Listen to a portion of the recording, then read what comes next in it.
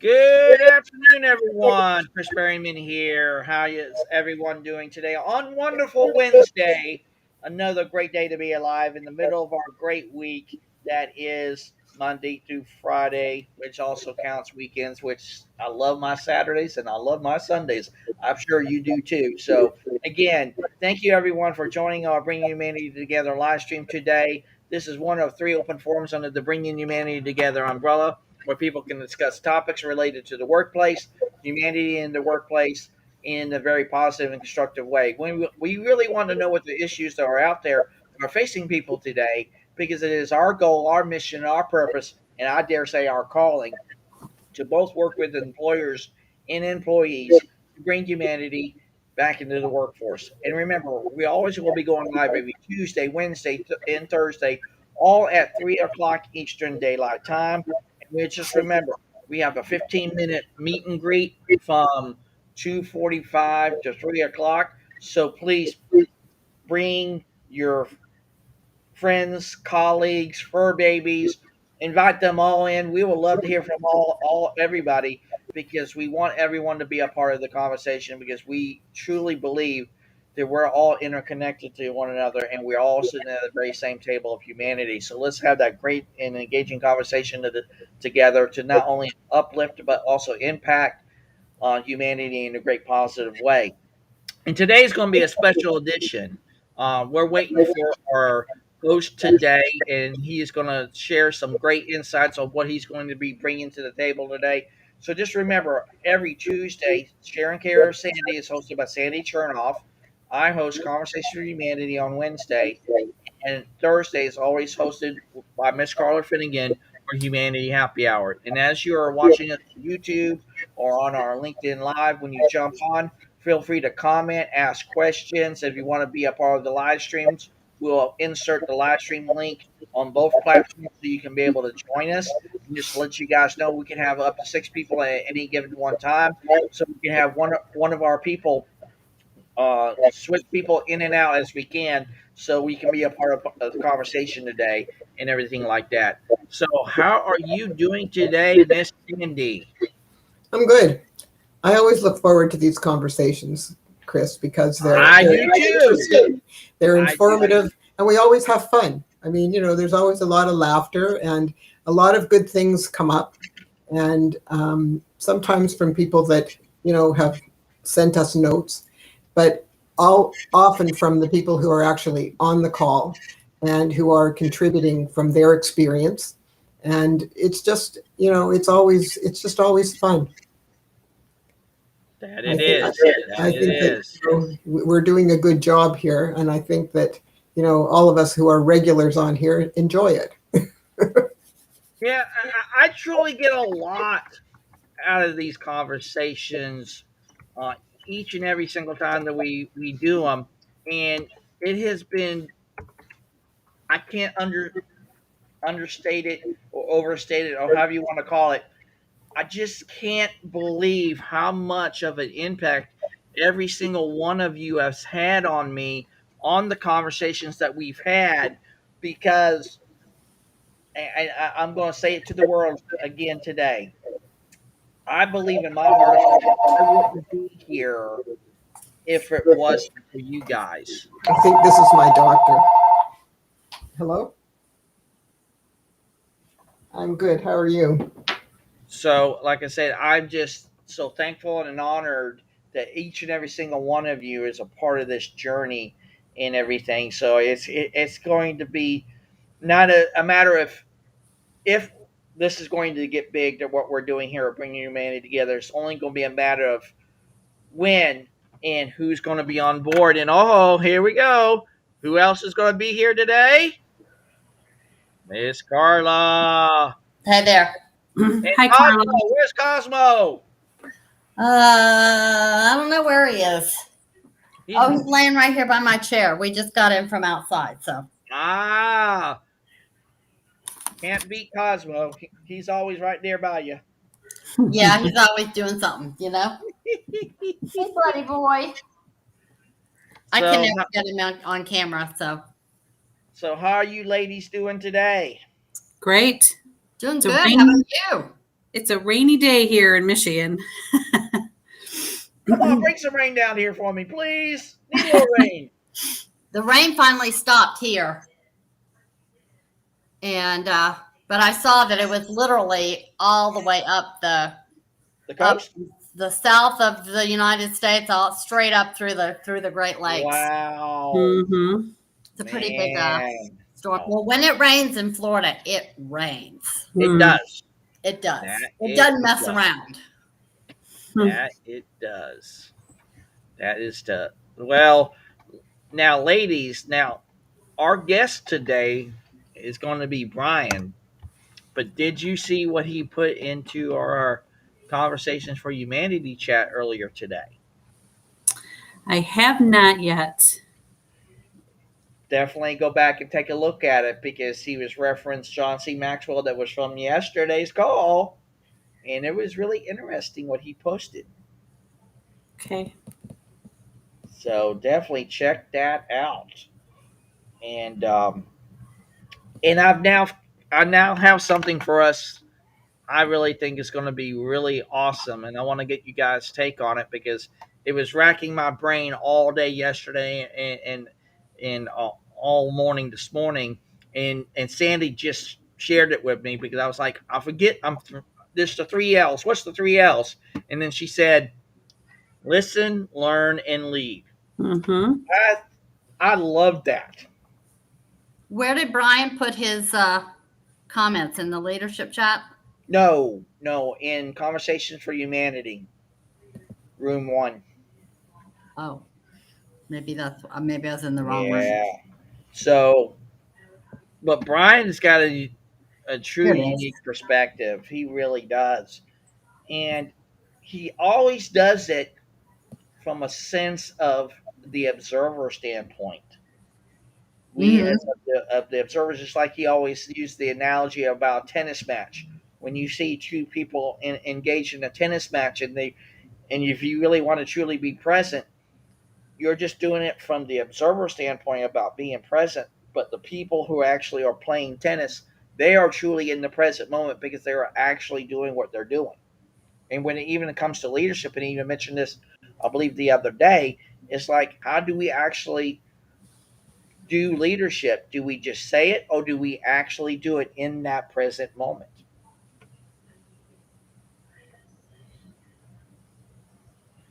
Well, I like what he's saying about it being from the viewer's perspective, Yeah, that's because the observer. Yeah, because what may be a good leader to me may not be a good leader to somebody else, and it's so subjective, and that I might think that one leader is great because they fit my idea of what a leader looks like, and right, then there may be somebody else that I'd go, this person is full of it. They're full of themselves, and if they're not leading at all, they're managing right, Right. politely. Yeah. Because it doesn't fit my perspective of what a leader is. So, what my perspective of a leader might be different than somebody else's. And I'm not going to pick anybody in this group because we all think very similarly, but some other person, they may think that somebody is a good leader and mm-hmm. work for them, but they may not know. It's like you think you have a good life until you've devised a way that you can even have a better life, and you go, I never even knew that this existed. It's like what a good leader, what a good leader is based on what your idea of a good leader is, but you don't know what you don't know, that it could be even better. Correct, Right. correct. And the way I even view it too as well is I know what my view of a leader is, just like Lisa's, yours, Carla, Sandy's, and that's unique to us in the model of the world that we work under. But what makes us so unique by design is if we can go outside of that model of the world just for a brief moment, just for a little bit, and not only seek to understand, but understand our place, whether to be that conversation, that workplace dynamic, that opportunity there, whatever that might be. If we just allow things to naturally occur and don't try to get to the prejudgment aspect, preconceived ideas, notions, biases, whatever that might be. And Brian has taught me this. He's taught me so well that we can recognize our own biases to a certain extent and really be, number one, intentional about it, but then number two, set those aside when we get either into a conversation or shared experience, an opportunity at work, whatever that might be, and just let that be. And Mhm. if you can do that, not only will you become better, but they become better. And I will go back to what we talked about when it comes to the three L's: listen, learn, and lead. And I think that is just simply, in my eyes, that is the way to go. What's your thoughts? Yeah, I think that leading has to change based on the need as well at the time. So if you're a leader, a good leader will listen and learn what is needed and try to provide what is needed during through their leading. Right. Did Andy just drop off? No, I just she's on the phone right now. Oh, Yeah, yeah. So right now she's on the phone. She'll be back here in a second. gotcha. So that's my thoughts on it. It kind of goes with what Brian was saying in the chat too, is that it's leadership is really what's needed at the time, Right. in that moment. Um, Obviously, there are those certain qualities, if you will, that a good leader, according to what the experts say, Right. um, what is a good leader. But really, the listen, learn, and lead. Really, you have to do those things to be able to lead. You have to listen, and you have to learn what is needed. I liked what John C. Maxwell said. You walk quietly through the crowd to listen and learn, and you learn what is needed at that moment. Yep. You're absolutely right. You're spot on with that, Lisa. You really are. And there is so much potential for humanity to grow and thrive in today's business world. I truly believe in the likes of humanity's probably not seen in generations.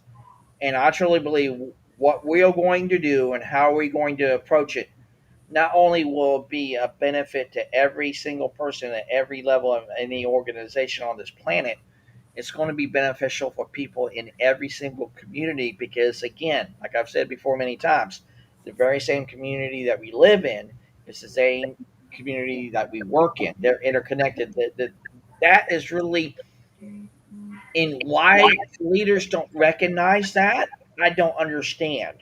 And I believe if we can go to that point that we listen to our very community and find out what they're asking for, what they are wanting to have in their own lives. And that's the approach that we've had here. We have not done a traditional business model. We said, you know what, we're going to do something totally unique that's going to make us different, but yet better because we know that there's a different path to not only success, but there's also a different path to growth, a different path to lead, a different path to listen. And we have all embraced that because if there was one way to do it all, we would already be doing it lickety split years ago. But that's what makes humanity so unique is we can come together from different perspectives, but yet come together from that true mindset that we are of one community, one family, one human race, and we can really not only listen and to learn and to lead, but we also share that with others for them to do the very same thing. Right. Exactly. Well, if you blend those two together, it certainly makes life a lot easier. Oh, I agree. I absolutely agree. And here is the man himself. He's got to put his camera on and he'll be ready to rock and roll. Everyone, here's my great friend, and mentor. I'll be right back, Chris. Huh? He'll be right back. I'll be right back. I have to do something real quick. He's not ready yet, but I guess we're building the suspense. So but yeah, Brian has just been such a great mentor and friend and a great colleague of ours here at Bringing Humanity Together, because he's doing great things, even what he is doing there at CDI Global. And like I said, he's brought me into another higher state of awareness of what I'm doing with every single one of you. And I know he has added value to you, because again, I will say it again, everyone. The next currency of humanity is not going to be rooted in money. It's going to be rooted in value. So here he is. He is my great friend, mentor, and confidant on a great many things. Brian Sumner. Brian, take it away. The show is yours. Oh, how exciting. Hey. Hi, Brian. How are you guys? Great. How are you? Today? Excuse me? Did you golf today? Tomorrow. Oh. Tomorrow. It's actually a interesting place to start in terms of commitment, Carlos. It's we can learn a lot about our commitment on the golf course, actually. What we are and we aren't committed to. It's interesting conversation. Been exploring for quite a while. But Chris, we talked a week or two ago about the notion of commitment and what role that plays within the workforce, what role it plays within our lives, and so forth. I have a really interesting quote which I just want to read to you. I think it kind of is a nice place to start in terms of what one way to look at commitment. And it's the irony of commitment is that it's deeply liberating in work, in play, in love. The act frees you from the tyranny of your internal critic, from the fear that likes to dress itself up and parade around like rational hesitation. To commit is to remove your head as the barrier to your life. And it's just a very kind of cool quote from Ann Morris. And one of the things that's interesting is we don't ask the question very often, how many people actually practice commitment? And if you really dig deep into what it is or it isn't, what people say they're committed to or not, and Kelly, you can speak to this on the golf course specifically. We're pretty lousy with our commitments. What do you mean? And what do you mean? How are we lousy with our commitments on the golf course? Well, people say they want to play golf freely, enjoy themselves, and have a great time. Yet, if you notice, whenever they step up on the first tee or in the middle of a round, they're all upset that their score is awful, or they've hit poor shots, or, they haven't drank enough beer or something. Beer does not help. Beer does not help, okay? For some it does, I hear. I had a friend who used to call it swing oil.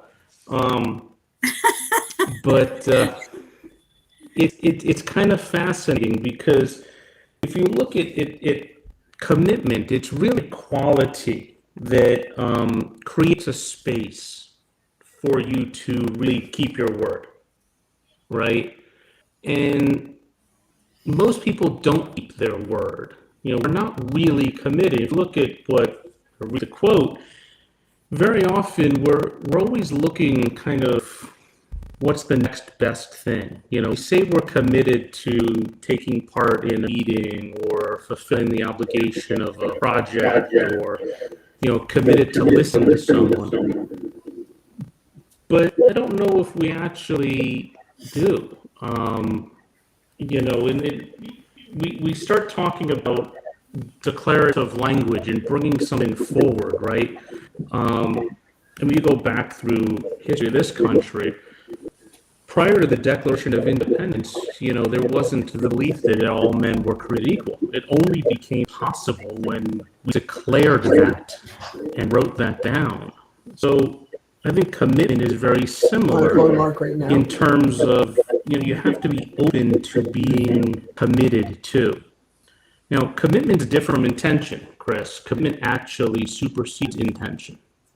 And it's really fascinating because I've read stories of people who say they're intentional to do X, Y, and Z, jump out of an airplane, do all different things. But the commitment is really what gets them over the hump actually doing it, right? So commitment really creates freedom for people. You don't have an option, right?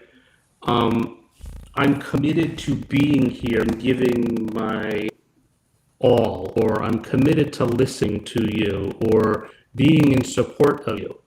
There's nothing else outside of what I'm committed to that makes, any kind of difference. Because if I weren't committed, I'd be worrying about something else. So one of the good questions that I think we don't ask enough of is, what are we truly committed to?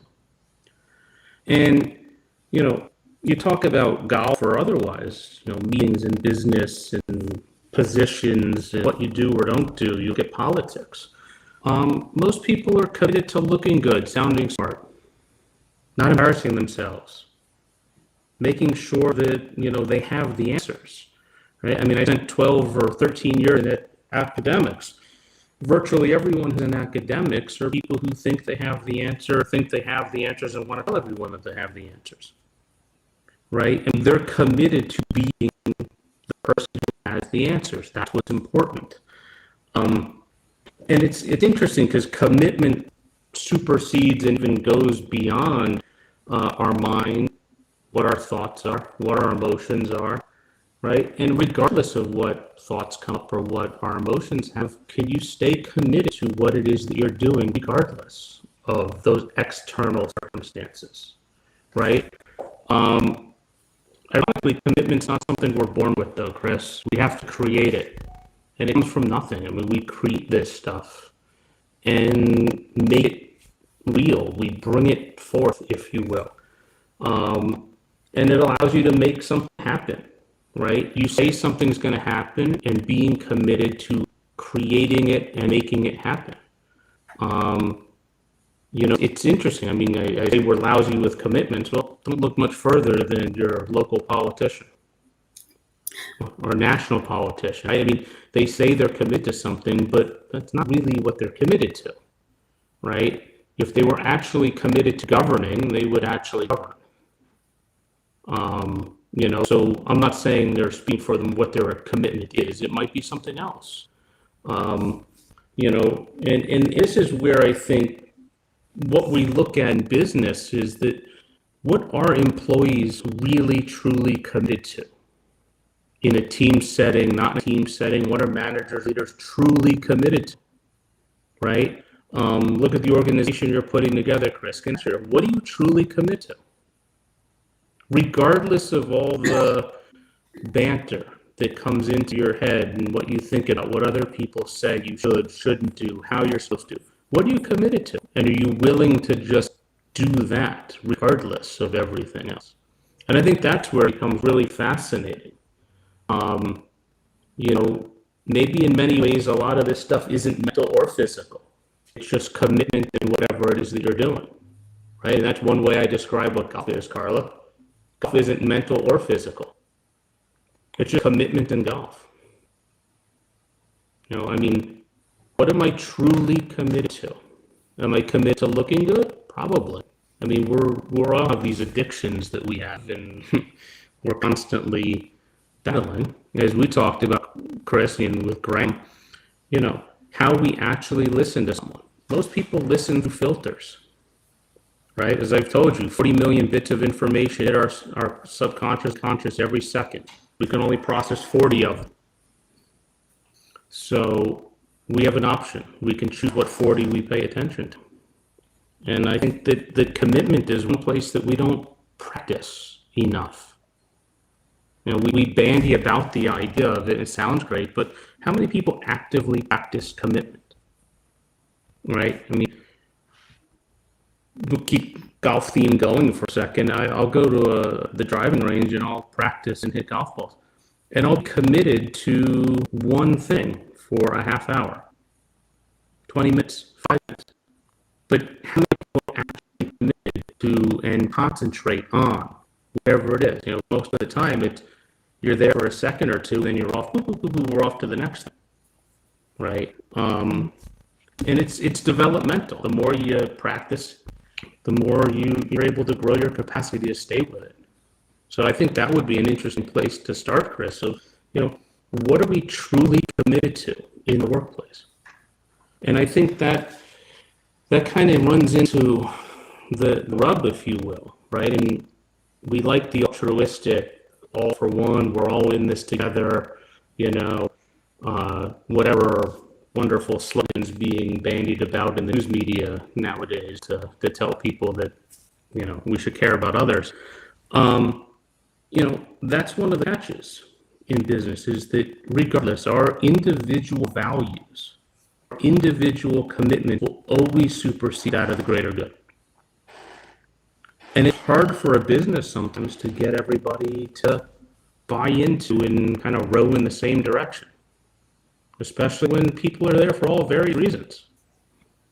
They're committed to a lot of different things. Some people are committed to just getting a paycheck. Some are committed to looking good, sound smart. Some are committed to moving up the corporate ladder. Some are, committed to doing just enough not to get fired. I mean, That's a lot of people. There's many different things that it's hard to marshal those resources, especially in bigger corporations and bigger companies, because it's become even harder with the advent of technology and people all over the world. I mean, you can't necessarily force someone to do something they don't want to. So, but Chris, I think that's a place to say, what are we really truly committed to? I think a lot of people don't even have enough commitment in their personal life to even take it to the workplace. Yeah. Or maybe they're committed on things that they're not aware they're committed to. Right. I don't know. I can't speak for other people. I only speak for what I'm committed to. But I think that's where management or leaders and employees having that kind of conversation would be really a remarkable one within a business setting. How often do you actually sit down with someone and say, hey, what are you committed to today? And then examine their intentions or their actions in light of that commitment. What do you see? And then go from there. Well, I think a lot of people, if you ask them that in the workplace, if you were a leader, quote, manager, and ask people that, they would be a little more in tune to what is it they want to hear. What can I say that they'll want to hear? So would they then be more committed to looking good? Yeah. Present themselves properly? I mean, that's what I mean. Like, is that more important? Yeah. I mean, we all have ego. We don't want to look wrong. What shows up for me, Brian, and this is what I learned from you so very well. Number one, our values change day by day, minute by minute, hour by hour. And I even dare to say not only does those values change, but also our intent could be changing at this very same time, even with our commitment level. Because I truly believe, like we were talking about the other day, Brian, that commitment and intention are interconnected. But I believe it to such an extent that if we really are intentional in that commitment to that person or that group of people or to the organization, I believe if we can meet them where they're at and ask, like you said to me before, sometimes the best answer is to answer them saying, I don't know. Well, okay, well then let's find out. And I want to take it down that road for a minute. Yeah, I spent more than a decade in a university setting. I work in sales. I work with companies all over the world, giving advice or strategy and helping in that way. But yeah, sometimes the answer is, I don't know what the answer is, right? And I know that's hard for someone in academics, I can assure you, to tell their students, I don't know what the answer is, because they have an assumption that they're supposed to have the answers, and students tend to look at them for the people who have the answer. But I think what happens, Chris, is that if I give an answer, I'm giving my answer. That doesn't make it your answer. Right. And I think that's where we start to run into potential issues, that it's not my job to give you what my answer is to the question or the test. My job is to get your answer from the test or the question and figure it out so you can learn from your experience of what it is. How does it show up for you? Because it's going to show up differently for me regardless. And I think that's one of the real geniuses of some of the best people in business, is that they have an ability to keep people with their own reality, as if it's the reality. Chris, we've talked about, right? When we listen to, it's not your reality, but the reality. We keep one foot there, but they also have the ability to allow that person to explore other possibilities that they didn't already consider. Right. So that they could take their experience, past experiences, current experiences, and juxtapose it to other alternatives. And then have them make a decision from there, whether they want to go left, right, up, or down. Right? Whereas we tend to see people steamrolling with, hey, you have to do this because this is the right thing to do. Based on what? Based on who? Based on data? Well, I can manipulate all the data I want. We do that for a living. It's 1 + 1 can equal 5, 6, 7, 10, 15, whatever you want it to make. Right? So I think it's, someone had posted something earlier, another teacher in another country on it, academics of the teachers. I really think the idea is to really get people to have a clear, unfiltered experience with whatever it is that they're doing. And that's where, like, I don't know. Like, if Carla came to me and said, hey, Brian, how am I supposed to hit a golf shot? Well, I can tell you how I hit it, but the reality, I don't know. Let's find out what your body is supposed to do. How is it designed? How do you move the club for yourself so you can learn how to do it? I think that's really valuable.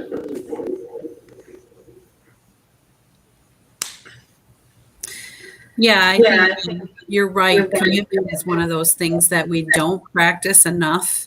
And I think it also depends on what you're doing as to what you may be committed to. So having an unfiltered experience, I think, is a difficult task because of all the distractions that we have in life, right, in the world. And so I don't know, as people in general, could we ever get there? Could we ever get to an unfiltered experience? Because a lot of variables go into that. The way we were brought up, the experiences that we've had in life, we tend to, when things are brought to us, we tend to, just being people, we tend to have those thoughts, how should I respond to this? And so how do we get there, Brian? How do we get to an unfiltered experience? What do you think? Well, I think you have to be intentional to be open-minded, to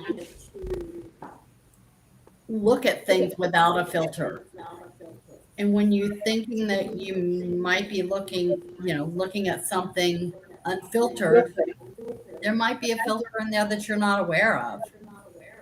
But you have to constantly make that decision to be open and unfiltered.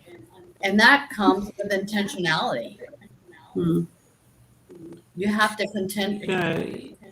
constantly. Carl, I agree. There's an aspect of intentionality to it and to specifically answer for me, for what I've been able to come up with.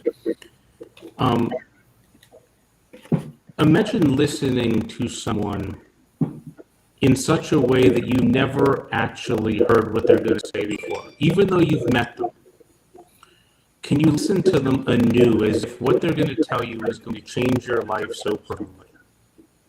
Right? So it's almost a matter of listening through curiosity, fascination. Right? I mean, I couldn't tell you how many times, Chris, the worst thing that someone can tell you is, I know. The minute you say I know, all of a sudden, learning stops, creativity stops, curiosity stops. And look, we do this. Nobody's immune from it. But it's generative, and it's something that we can learn to be better at. Can you listen to someone in such a way that what they're going to tell you is the reality, and it's going to change your life so profoundly? So that's really kind of something that I think would be really important. I think what happens, Brian, is that as soon as you say, I know, you quit listening because you're already decided that you've already heard all this, you already know all this, so you don't need to listen anymore. So as soon as you do that, you cut yourself off. So you're right. You're not going to hear the message from the person. And it might be something different. It might be something that, you actually don't know or that you haven't heard before. It's fascinating to watch. Has the feedback gone away there, Carla? Yeah, it's gone away now. Okay. I think there was a setting now. Yeah, and this is one of the things, Chris, that we've talked about in terms of where do we start with this stuff? Well, I think part of it is starting to pay attention to what is it that we're committed to, and do our actions align with that? Do our behaviors align with that? Do our thoughts align with that? Or am I going off somewhere? Right? We talked about concentration the other day, Chris. Remember that? I don't know if it was it with Graham? Yeah. So, and I asked you, it's very simple. So, like, if I ask you, Chris, we'll talk about concentration for a second. There's two components to concentration. One is safety. That if you're physically safe, you're not going to be worrying about, hey, the bear behind you is going to eat you. And two, it has all to do with fascination or curiosity, right? Or interest, if you will, because your mind searches out whatever's most fascinating and goes there. It's a little like, ooh, squirrel, and it runs that way. But if it's really fascinating, it'll stay there. So one of the things that we were talking about, and Chris, I'll ask you this question. Chris, when is the future? Not now, but it could be even a minute from now, second from now. Okay. When do you know the future? Ooh.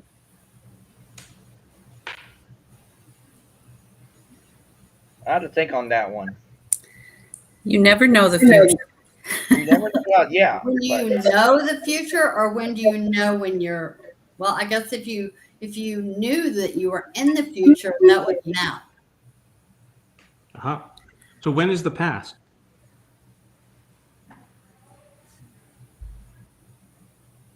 Well, you're making us think now.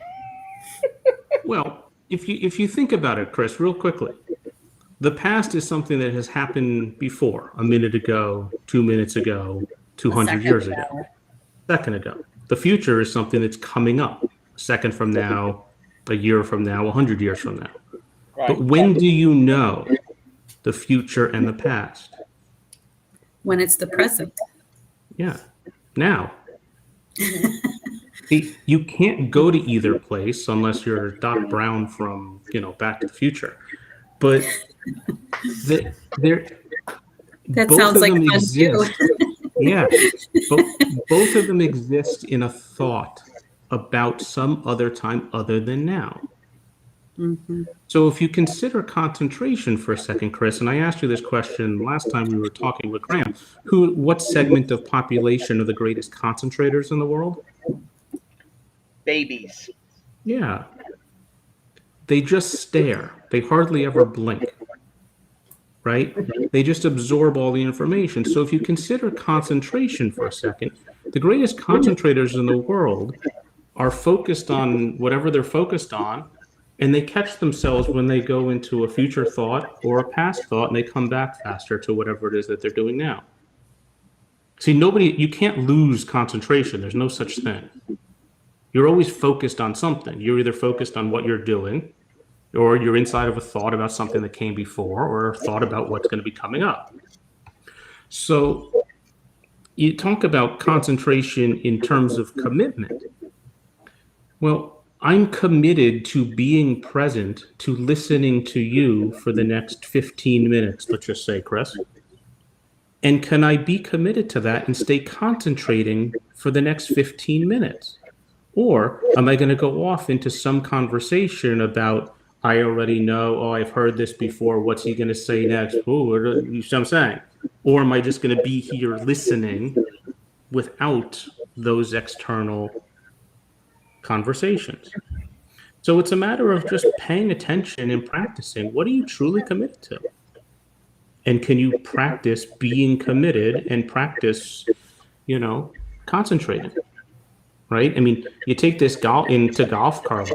It's fascinating to watch someone in golf. It takes about 2 seconds to swing a golf club. Mm-hmm. And on average, let's just say a golfer will take 100 swings in a round. It takes maybe about 3 to 3.5 minutes to actually play golf. Out of the 4.5 hours, you're only playing golf for about 3.5 minutes. Wow. And 95. How many swings I take?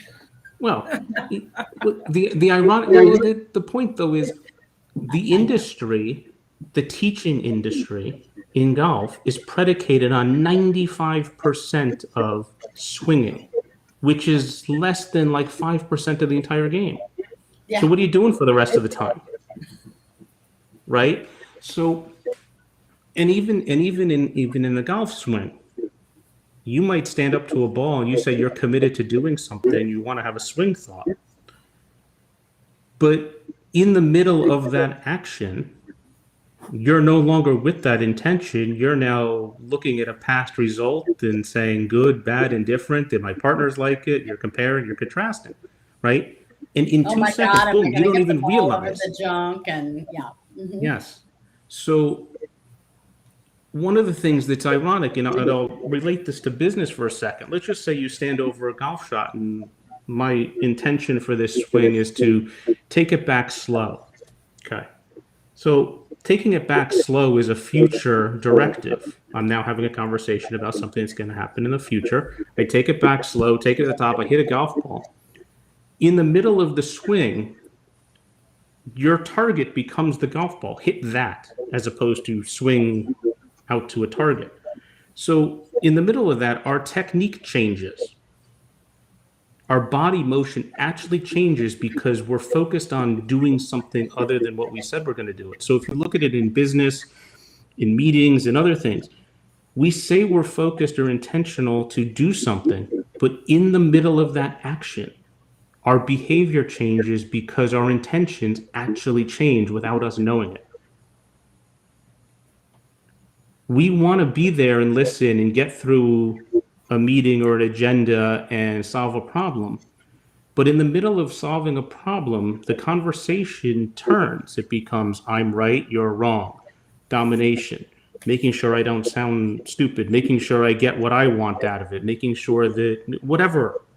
And all of a sudden you notice the behavior changes. And then things spiral and, oh, I hate meetings because they're unproductive. Yeah, I wonder why. Yep. But people aren't fully committed to that. Their commitment is someplace else. And that's where it becomes fascinating that if we really dug deep into what it is that you want to be committed to or are committed to, you might notice that things around you might change. And I just like golf because it's a cool vehicle to mess around with this stuff and see it. But you can watch it. I mean, next time you guys go into a meeting,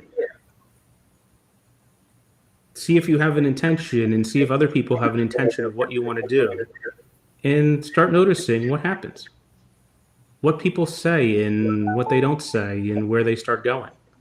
It's just interesting to watch. Your thoughts, Lisa?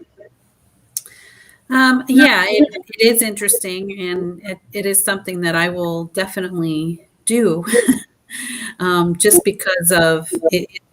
The curiosity lies in the commitment, because I think when we talk about meetings, obviously our commitment, at least in our initial thoughts, our commitment is to get in there and get out, right? And get the information we need, because we all tend to have those, hey, I got a million things I need to get done today, and now I have to go to this meeting.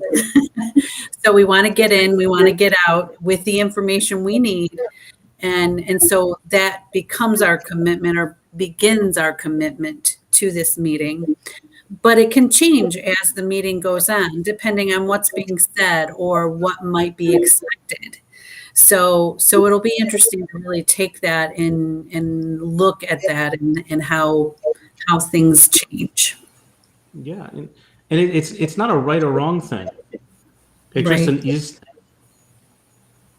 your commitment can be whatever and will be whatever it is. I'm not here telling you that it should be or shouldn't be.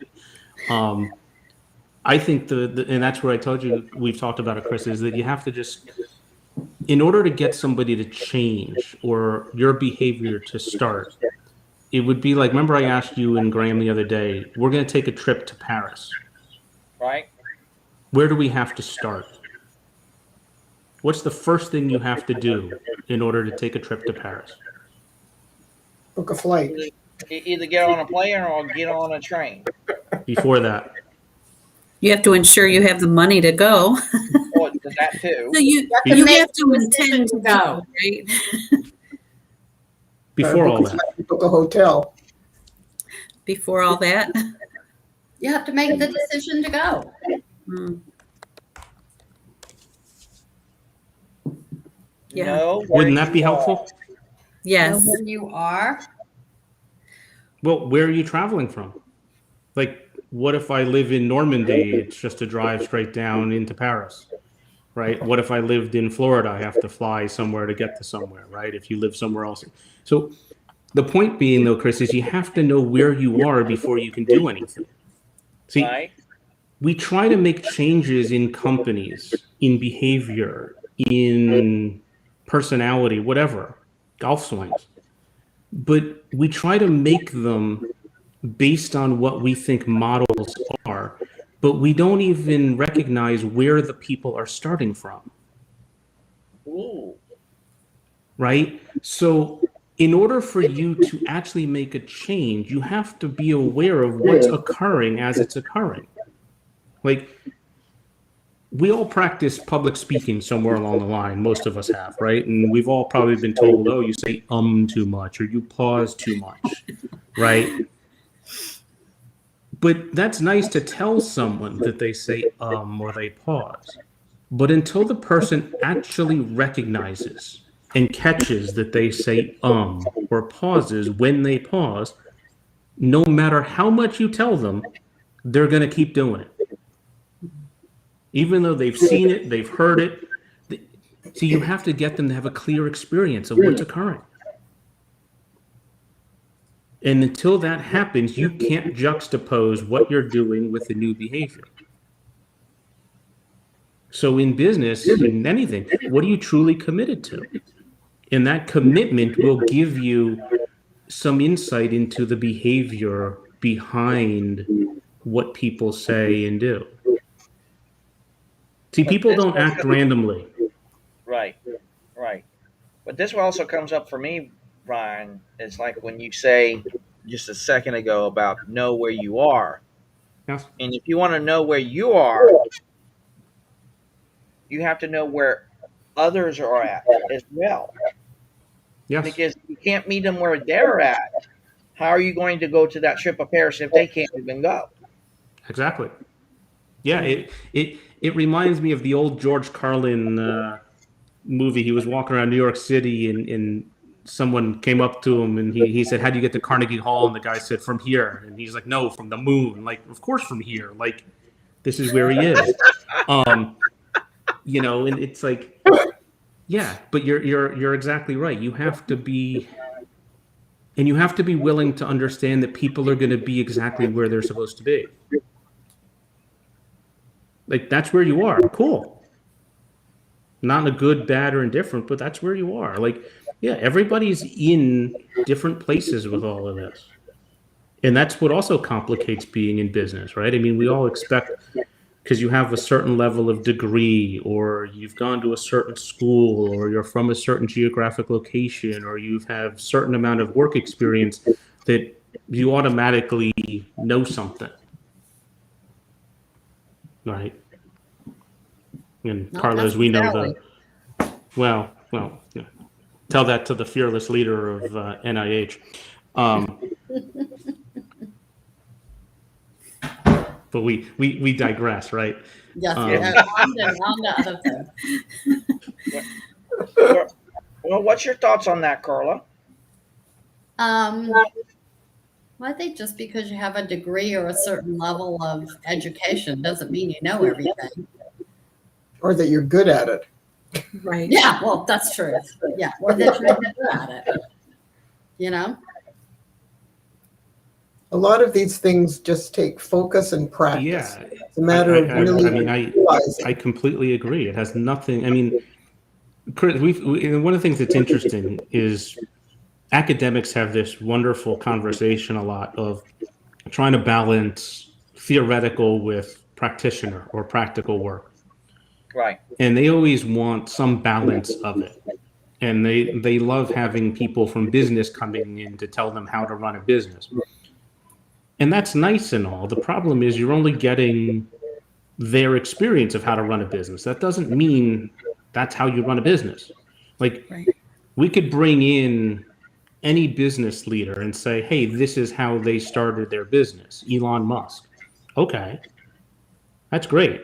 I can learn from and listen to John C. Maxwell tell me what leadership's supposed to be, but I'm only going to get his version of leadership. And I'm not saying what he says is inaccurate. I'm just saying it's limited. And that's the fascinating aspect of this, is that it's all limited to our own experience. Mm-hmm. And anything that's outside of our experience is just someone else's experience that we end up parroting back. So I have to ask you this then, Brian.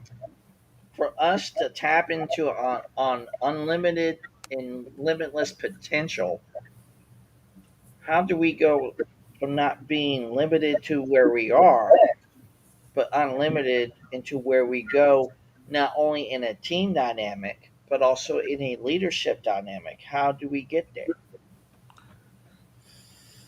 In terms of how do you take it from just your pure experience to have it transfer into other people's? Either way. Well, I mean, part of it, and this is just, I'll give you my 2 cents on it. What I say to people in the classroom or in business, and I used to say this to my class all the time, is that what I'm going to tell you is my experience. It might be true, it might not be true.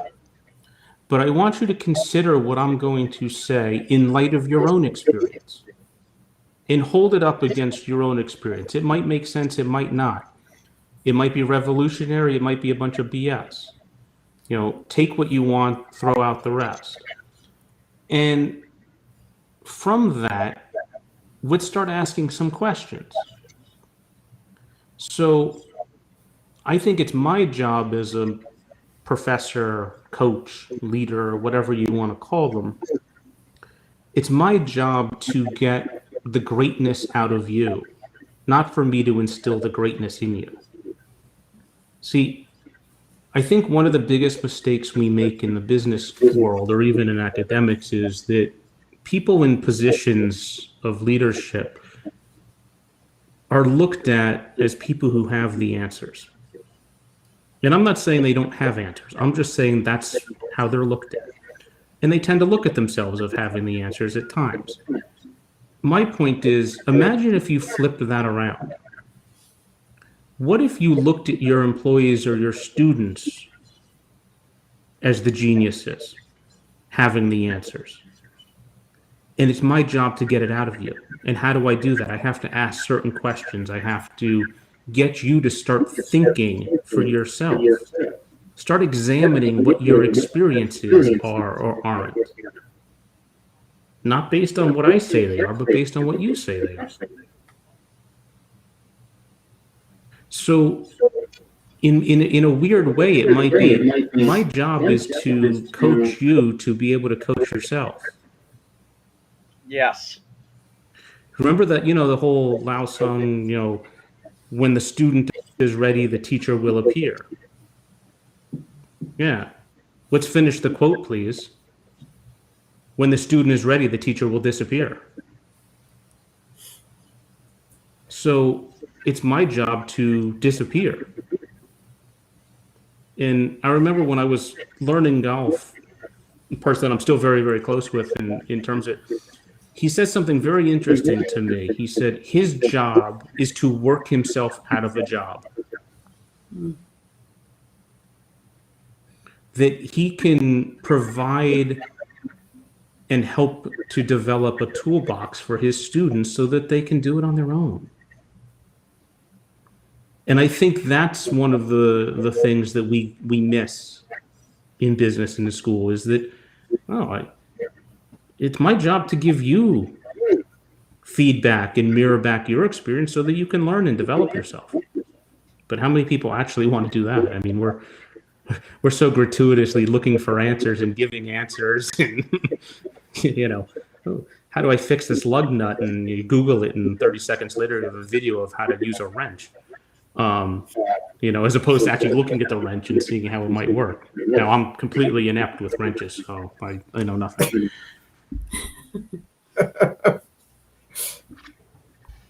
I agree with you, Brian. Does that kind of answer it, Chris?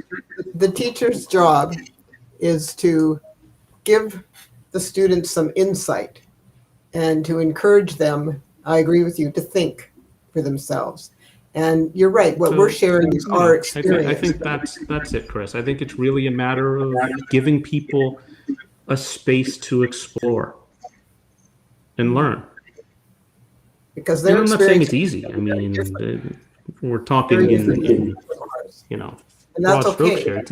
It's not easy to have a work environment that's set up that way all the time.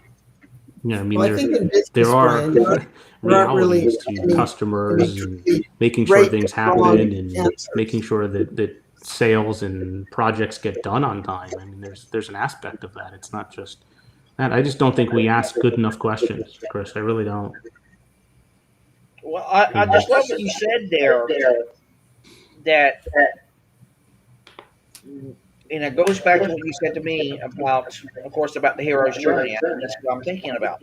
If we're that guide on their journey and give them, again, like you said, that toolbox to where we don't even have to do that with them anymore. We have given them all that we have given them. And then not only do we have, like you said before, worked ourselves out of a job, we literally give them what they need and they don't have to be down that road again.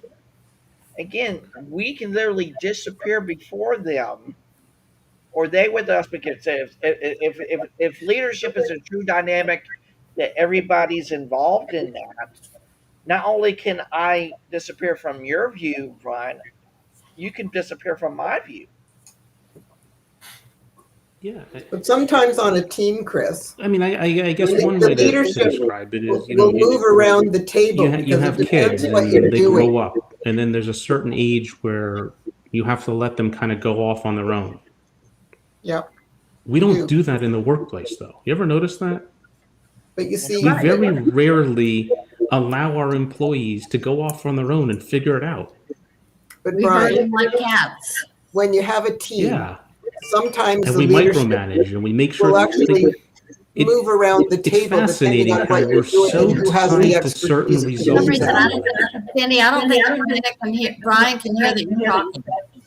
Okay. I don't know why, but I think that sometimes when you have a team and you're working on a project together, the leadership will move around the table because it depends on what we're doing and who has more expertise in what we're handling at the time, so that they would then be directing others or helping others in terms of what we're trying to accomplish. Because it does sometimes move around the table. It depends who has the expertise in what we're trying to do at the moment. Is that And better? again, I think that, I agree with Brian that we should be giving people the opportunity to figure some of this stuff out for themselves. Yes, they can benefit from some of the experiences we've had. That's true. But they're probably going to have different experiences, and there's nothing wrong with that. It's perfectly fine. Their business may be quite different from our business, or how they start their business and how it gets off the ground and so on and so forth. It is a bit of a minefield, so there are certain general things that could happen. But by and large, depending on the kind of business you have, different things can happen, and they're going to have to figure that out for themselves. They're going to have to be paying attention to what they have to do for their business, whatever it may be. And it could be something very different from how my business started, or how I deal with it, or how I promote it, or whatever. Doesn't matter. But we've got to, like Brian said, got to give them a toolbox so that they can figure some of this stuff out for themselves, because we Right. can't do it all for them. Can't. Right. But I want to go to Lisa. I want to ask of this with her. In the realm of human development, as you have been for over 20 plus years, can you see what Brian is sharing with us today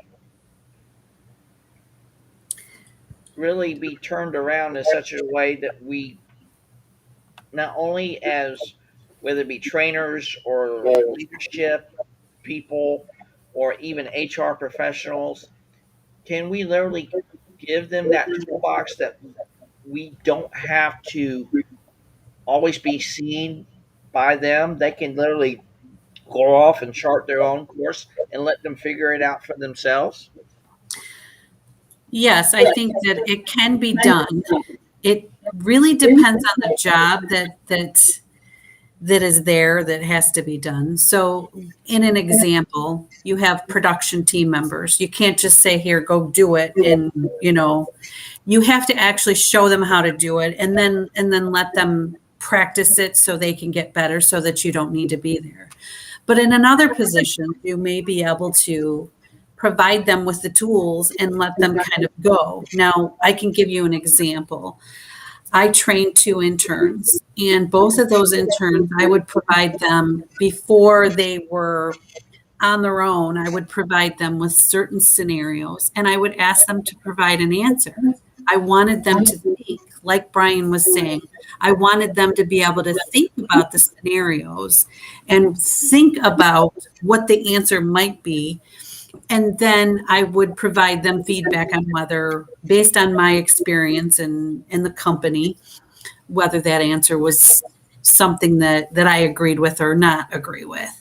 And to me, that gave them the tools that they needed, because it allowed them to think about their experience, to think about the knowledge they had, along with experiences they've had in their lives, and be able to come up with the answer themselves. And so it can be done. It just, I think in reality, it takes longer to lead that way, right? And so you don't always have the ability, depending on where you're at, you don't always have that ability. But it can be done, I think, in snippets. It can be done, we might not be able to do this for 8 hours, 10 hours, but I think in snippets, depending on the situation.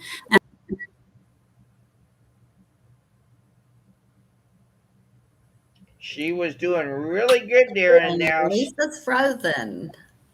yep. Nope. There you go. She's I'm back. back. I'm back. Woo. So to me, yes, I think it can be done in reality in terms of a work day or a work week. I think sometimes we get bogged down with, we got to get this done and we got to get it done quickly. It might be depending on the customer or employees, and in HR's case, employees are customer.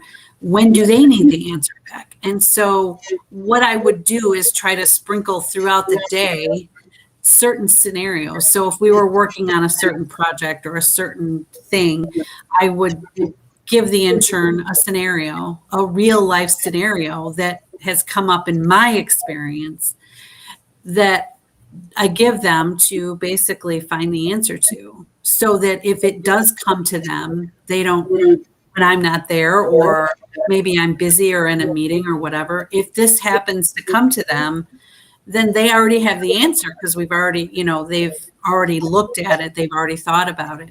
And so I would try to do that as part of their training. Not that wasn't their only training, obviously, but it was part of their training or part of our relationship. And they knew, that they would get these little scenarios to think through.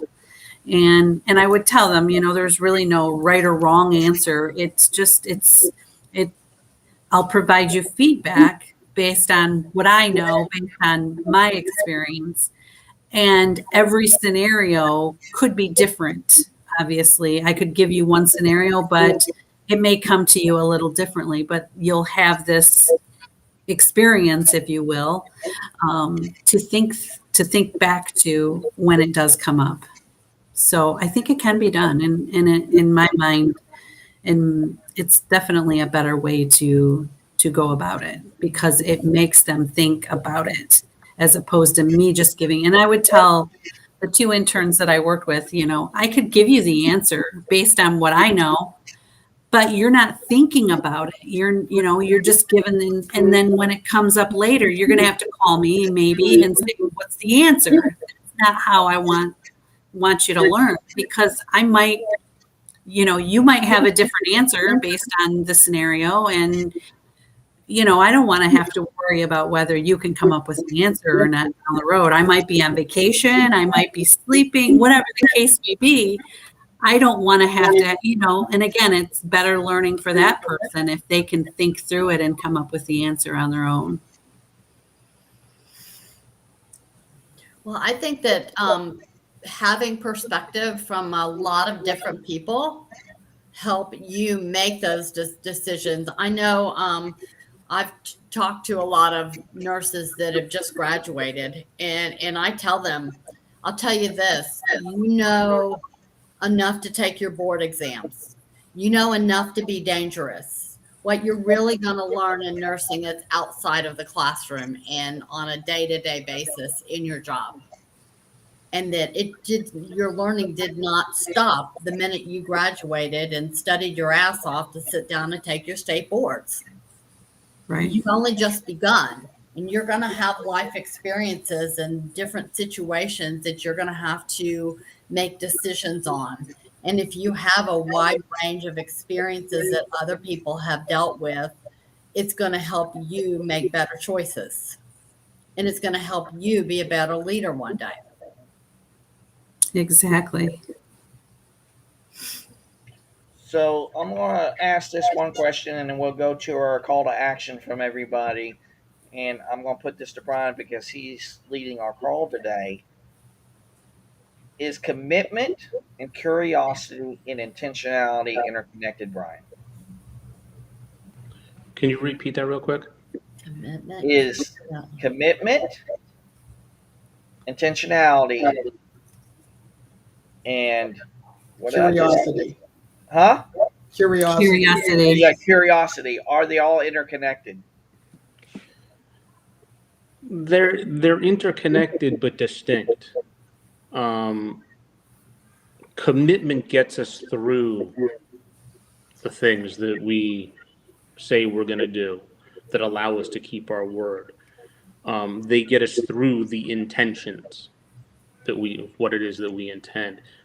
Curiosity is one way to gather the information to allow yourself to, have a different conversation. right? Not everybody's curious, right? But our minds always seek out what's most fascinating to it, right? I mean, that's what it does. It searches for whatever's most fascinating, and that's what it focuses on in many ways. So, but yeah, I mean, they're interconnected but distinct. I don't know if there's a hierarchy. I would just say that intentions come after commitment, and commitment, you know, yeah, maybe curiosity could even come before a commitment because we do things that interest us as opposed to that. But that's another conversation of how do you get yourself to do things that aren't interesting to you. Right. Right. And I think that's where commitment really plays a role. Yeah. I agree. I agree. All right. So, Miss Lisa, what's your call to action for today? Let's see. Call to action today would be, um, I guess, just be intentional about your commitment. Ooh, that's a good one. Miss Sandy? Well, I think if you're going to figure anything out, first of all, you got to listen, particularly to the people that you're dealing with. Find out what they're looking for, and so on and so forth. And then, either together or by yourselves, you can decide what your commitment is and move forward to achieve whatever it is you're trying to achieve. But I think the initial part of relationships and working with people and helping people is to listen. And if you listen really well, then you'll learn and then you'll be able to lead. So it's, again, this is not rocket science, but it's, again, active listening is the most important communication skill. It's how we learn about people and what matters to them and what they want to do and what concerns them and all those kinds of things. And if we listen well, then we'll know how to manage them more effectively and how to help them fulfill their potential. Miss Carla? I was just reading Brian's comment that when we talk about intentionality and commitment, I think those two are tied together. You can have the intention of doing 10,000 steps a day, for example, and you can be, well, I didn't get it in today, or this got in the way and that got in the way. I have too many meetings and I didn't make a conscious effort to do it. Whereas if you're committed to do it, you take that intention one step forward and you make an intention that every day, hell or high water, I'm going to go out and get my 10,000 steps. I'm not going to rely on the dog to want to go out and walk to get my steps. I'm going to block my calendar and I'm going to make it happen. So to me, that's the difference between intention and commitment. I think we all need to be intentional about the changes that we want to make in our lives and also make a true, strong commitment that we can hold ourselves accountable for. And I think that everybody needs to be curious in life, learn new things. We should all be lifetime learners and learn new things and always be curious. And you don't have to know anything. If you find something curious, look it up. Always be learning. Exactly. Exactly. It's like what my father taught me at a very young age. Chris, if you can learn one new thing a day, you've had a productive day. And this is what my call to action is for everyone today. Be intentional to your commitment and to your curiosity. Because if you can be intentional in your commitment, not only will the curiosity come, but there's no right or wrong way of how we do the things that we do. It's like what Brian said earlier. I don't know is probably one of the greatest answers that we can give ourselves because then let's explore that. Let's ask those questions. Be proactive, not only in our development, but also in the development of others because there's not just professional development, there's not just personal development, there's human development. And once we recognize that, not only can we become better listeners, we can learn better and we can also lead better. I truly believe that. So, Brian, Lisa, Carla, Sandy. I greatly appreciate you so much for this great and engaging conversation. Again, thanks to you, Brian, and once again for hitting another home run out of the park here today. Thank you for leading this call. It's opened up my eyes to a much higher level, even now more so. And I greatly appreciate you guys so much. Thank you. Thank you. Okay. All righty. You guys have a great day. Make it your day. You And too. let's talk soon. And if Lisa and Carla, can you stay on a couple of minutes? It'll be great. And I will see everybody tomorrow for Humanity Happy Hour. Okay, I might not be able to come, guys. I've got a lab appointment to get